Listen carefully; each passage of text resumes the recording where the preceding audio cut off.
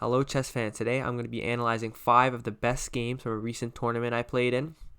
If you want to participate in the tournament and possibly be featured in the tournament recap, make sure to join the team. It will be the first link in the description, and we will have a tournament next month and is open to all. So I'm going to start off with the first game, in which we have a 1500 as white and a 2100 as black. And this was one of the best games of the tournament in my opinion, because a 1500 beat a 2100, which is, not supposed to happen because of the rating disparity. But also it was a very nice game. So when e4, e5, knight f3, knight c6, knight c3, knight f6, d4, e takes d4, knight takes d4. This is a 4-knight Scotch. This is what I think is a very good weapon at any level between 2000 and 1000. It's very tricky, and it's very simple, and white pretty much always gets a slightly better position. Bishop b4 is main line, knight takes c6, b takes c6, taking towards the center, because if you take this way, you would have to deal with the queen trade, and your king would be misplaced. Bishop d3, and here black plays a strange move, but probably wanting to get their opponent out of theory, which is bishop takes c3, castles, and rook b1, also a strange move. Instead, white should probably castle, but these are minor mistakes. So d6 here, not that bad a move, just simply looking to control the e5 square as an outpost. Bishop g5, stopping that, h6, bishop h4, g5, a little bit weakening, but the engine doesn't hate it. And here we saw bishop e6, which is a blunder. And the reason it's a blunder is because f4, f5 is going to be even more powerful now after castles. But instead, white decides to save the pawn, which makes a lot of sense. Rook b8, castles, rook e8. Again, f4 is still on the cards, but white misses it and kind of misses the entire idea. But from this point, white plays a brilliant game, first starting with rook d1, aligning the queen with the rook, queen c8, getting out of that. Then we see e5, which I think is a very good move because it opens up the position for the two bishops, something that the 1500 had been taught. Knight d5, queen a1, defending the pawn, also preparing c4 to bring the queen on the long diagonal. D takes e5, bishop takes e5, bishop g4 with a double attack, but thankfully white can defend both of them with rook e1, knight b6. a4, a little bit of mistake. c4 opening up the queen and also threatening the same move would be better. a4, knight d7, c4 opening up the queen. And here what white really should have done is gotten rid of the bishop pair. And here after rook e7, white does not give black the second chance, as plays bishop c3. Bishop d4 was slightly better to not allow knight c5 and also attack the pawn. Rook takes e1, queen takes e1, bishop e6, and in this position, the position is actually +5, and I was watching the game live and getting really excited because of the fact that a 1500 was about to beat a 2100, and here, see if you can find the winning move. Right now, there's a few winning moves, but one of them is very simple, and the 1500 found in the game, which was brilliant, which was queen e4, threatening check, and then to basically mate the king. And we saw knight f8 guarding this, but when the knight moves from f8, it stops covering e5 and f6, so here, white has queen f6, queen e5, and the rest of this game was pretty much just queen up. White took a bunch of pawns, and then here, white to move, find a nice tactic to win a piece. Queen h5, it doesn't win a piece because black could go back, but black went here and blundered a piece because now the back rank is guarded. Notice that earlier here, black played this, you couldn't take here because you could get mated. So that was the first game I'm going to show you, and the game ended after check, check, and check, and after king b8, queen b1 would be mate. So now for the second game, between a 2300 as white and a 22,000 as black. The game started with e4, e5, knight c3, knight f6, d3. A little bit of a strange opening, but the 2300 was looking to probably play something strange to get their opponent out of theory. Knight c6, bishop g5. This is just very creative. And actually, I'm looking, there's a game in the database of Magnus Carlsen. Likely some older player trying to get Magnus out of theory. Bishop c5, h3. And here we see knight d5, which is actually just a tactical blunder because it blunders a beautiful tactic. I'll flip the board here and see if you can find black to move and win. And it's a classic tactic that I think any player should really know. It's called Legal's Mate, and it starts off with knight takes e4. And the idea is that if queen takes d8, bishop takes f2 here, knight d4 is checkmate. So instead of that, they took back. Queen takes j5. Knight takes e7, rook b8, and here it might seem like material is equal, but black is completely winning on development, and they're castled while white is severely lacking. So knight d5, queen h4, threatening mate and the pawn, so seemed pretty reasonable. Queen f3, knight d4 attacking the queen and this pawn, and simply indefensible here after bishop g3. Queen takes e4, the knight is falling, the pawn is falling, everything is falling, and here was just clean up to destroy the bad opening.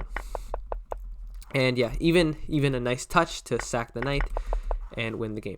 So now the third game, between a 2000 and 2100, 2000 as white, e6. And this was a classic French type position on how to play the advanced French. And here for a long time, white had an advantage without black doing really anything wrong.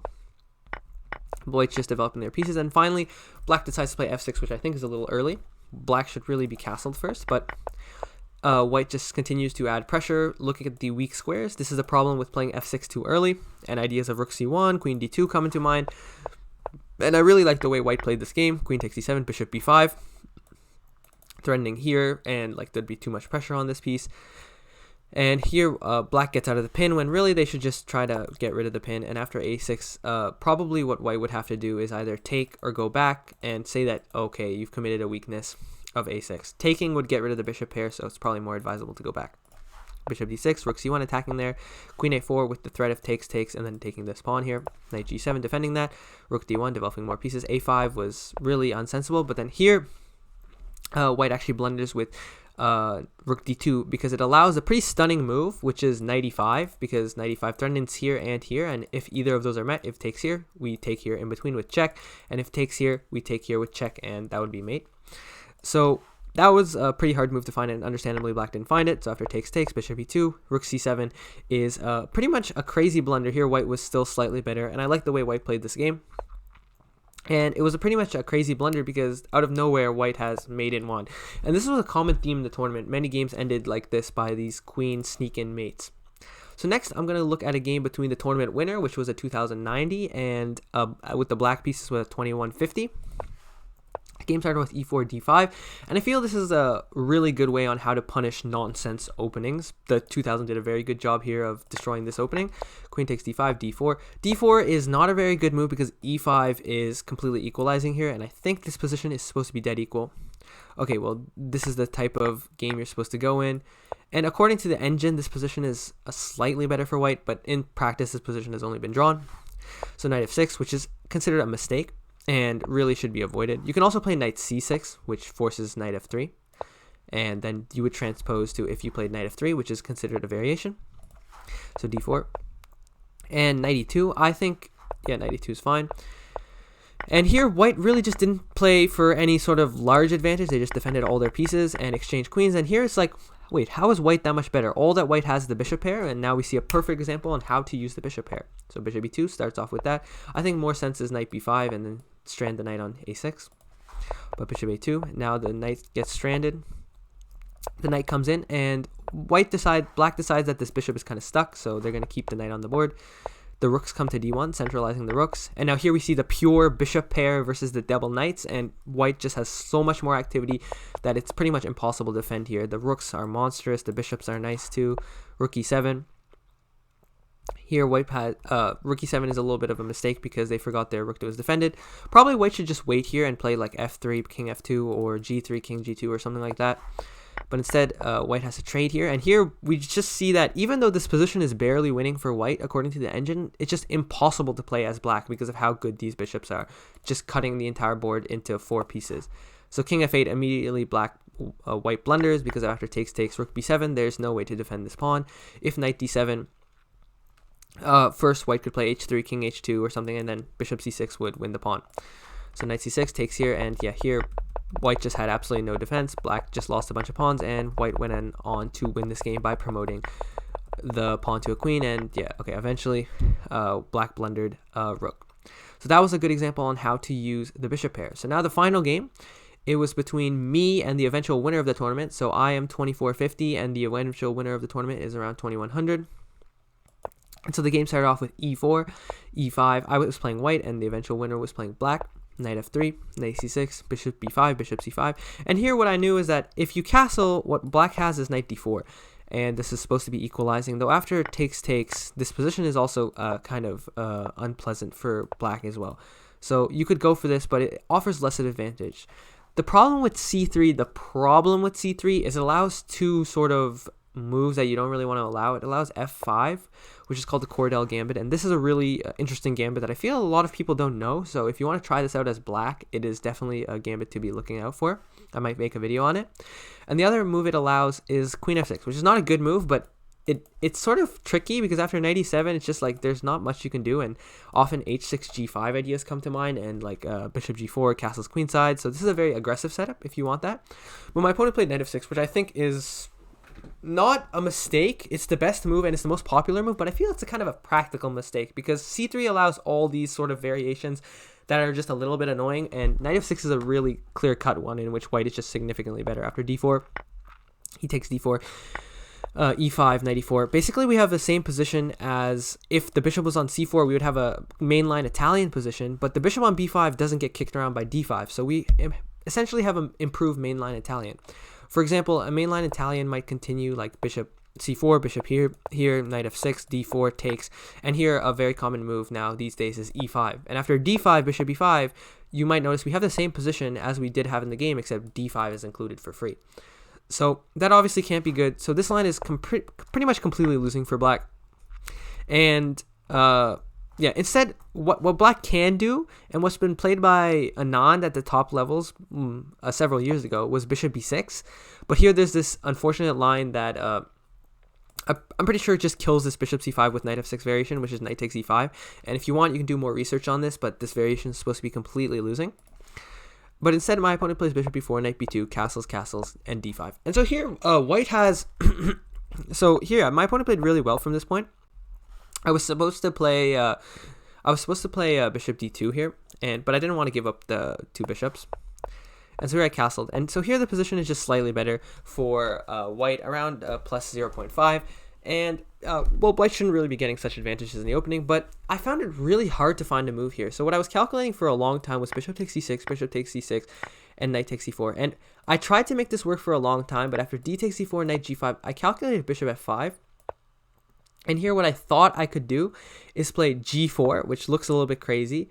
But if bishop g6, I could go knight f4, knight here. And I thought that the position was pretty pleasant for me. And if the bishop goes back, I thought I'd just win a pawn. But here I discarded this position because I saw that my opponent had bishop a6 and I was trapping my rook. So I calculated this for a long time and I ended up wasting around 3-4 minutes here in a 10-minute game, which was not very good. And I played him h3, which is a move you can just play immediately. So from this point on, my opponent had a very big time advantage. And I really couldn't do much to come back from it in the game. So my opponent played the easy move, bishop f5, knight b3. And here, yeah, knight b3 is a very nice move to try to control the d5 and c5 squares. Knight e7, and here I played a3 because the bishop is kind of trapped now because they trapped it with knight e7. c6, I went back, bishop a5, and here I grabbed the bishop pair, and the position is around +2. And so far, white has played pretty much perfect, and black has made minor mistakes with the opening and knight e7 being not the greatest move. So here I played knight h4, attacking the bishop. My opponent moves back. For so long, I was actually calculating queen b6 with tying down the pawn and this pawn, but then at this point I calculated that I had bishop e6, and if takes here, I think rook b1 was just completely winning after something like takes, and there's just too much pressure on this diagonal, and the bishop pair is just going to be monstrous either way. So bishop e6, I played king h2. The idea was I wanted to play f3, but if I play f3, black would have knight g3. So I went king h2 to stop that. My opponent played c5, which is the best move because this knight is just getting trapped either way. What I expected was h6, and then after f3, knight g5, f4, I thought knight h7 and f5, and this is kind of what I expected, but I don't know why I expected this because this would be +9 surprisingly, even though the material is equal. So instead my opponent sacked a piece, which was correct, and played f5, which was an excellent move. And yeah, here what I should do, which is I think a little bit absolutely insane pretty much, is to just play the casual bishop e2, which, yeah, I could play that, but I also could just take the free piece. So I took the free piece, which is a mistake, and then I played bishop g5. And here what I miscalculated, I was only calculating e takes here, bishop takes here, rook takes, and I thought this position was completely winning because I'm going to win this or I'm going to win this, and the position is just over. I completely missed knight c6, and yeah, here I had like 1 minute, and so I couldn't really think that much. So here I was thinking that I need to complicate the position as much as possible, and so I played the move b4, which the engine actually surprisingly liked. And the idea is that I don't really want to lose d4, and I really don't want to lose d4. So my opponent took, and yeah, here I have pretty much a simple winning plan, just to take and play bishop e2. And yeah, I'm not sure why I didn't play this. I'm just up a piece here. And yeah, c takes b4 was a blunder. My opponent was supposed to go back. And I was planning to go like takes, and then take here. And then after takes, I would be up a pawn, I think, instead of being up a piece. So for example, after queen takes here, what I was planning to do is takes here. And okay, never mind. My opponent would have takes here, and they sort of keep on sacking the piece, and they also have this check. So I'd be losing there either way. But I didn't have much time to calculate, so my opponent took here. And now here was a very funny moment because I had a move here that just completely wins the game. And the move is rook a4, and there is a song about missing rook a4.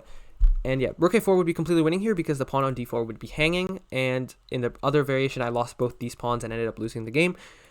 But instead I played bishop takes e4 because yeah, I had like no time here. I had less than a minute. So after takes d5, my opponent played queen c5. Excellent move. My opponent spent some time to find this one, and it's pretty much one of the only moves that all you have to do is attack one of these pawns, and you can play queen here, queen b2, or queen b5. Apparently all these moves are all right, and queen c5 is the one that makes the most sense to me because it attacks both of them the correct way. And here I don't really blame myself for this next part of the game, which increased the center pawn by a lot, but I played d takes e5, which pretty much makes no sense because after takes, for example, king h1 takes here, I could have take here, and I would be pretty much promoting this pawn because if takes here, I could have queen d6 attack, threatening this, and white really has no way to prevent it. It's also attacking here. For example, after here, I could have, okay, this position would be completely winning for me. But yeah, I should have played that. Instead, yeah, with little time on my clock, I took here because I thought the bishops are more valuable than knights. I played queen b3, queen e7. Slight mistake, knight e7 would have been better. Wasn't really sure what I was going to do here. And yeah, that was the engine line. So instead I played rook e1, a mistake. My opponent blunders with knight d4, and after this position, I was completely winning because this knight is pinned, and this is pinned as well. And yeah, my opponent had a minute here too, but I had 10 seconds. I had spent, I just had on all these moves, I spent around 5 seconds. And after knight g2 here, takes. Yeah, I should have taken here, splitting the pawns, then it would be easier to win. And then, oops, I ended up winning both of the pawns. So let me just skip ahead here. I ended up winning both of them. So after takes, I got to this position. And then, yeah, these are all moves made with less than 1 second. And here I had 1 second, and I played the funny move. I played a funny move, but see if you can see what the best move is here for white. It is white to move and to win. And so I think the pretty easy move is knight to g2, and I just don't lose my rook. But I had 1 second, and after rook h1, I don't think this is at all clear. I think it's a win, but it's going to be very difficult. You're going to have to trade the knight for 2 pawns. That's a pretty easy win, but at this position it's not. So I played king f3, and then here I blundered my rook, and then my opponent played rook f2 because I did have 1 second and my opponent had 30 seconds. And yeah, I had pre-moved king g3, which is just a funny way to, increase the center pawn by at least 30 points. And then here I lost the game on time. So that was the end of the tournament. I ended up placing 3rd, and if we click this right here, this was the final placements with Ant-Man in 1st place, Swide in 2nd place, and myself in 3rd place. And these are the top 10. In case anyone was wondering who placed where and how much people did. So if you want to join this tournament, go to the first link in the description and you can try to be in the top 10, and you just have to join the team. And thank you guys for watching this video. If you watched all the way through, thank you, and I will see you guys in the next one. Look at the timestamps for any individual game if you skip to the end.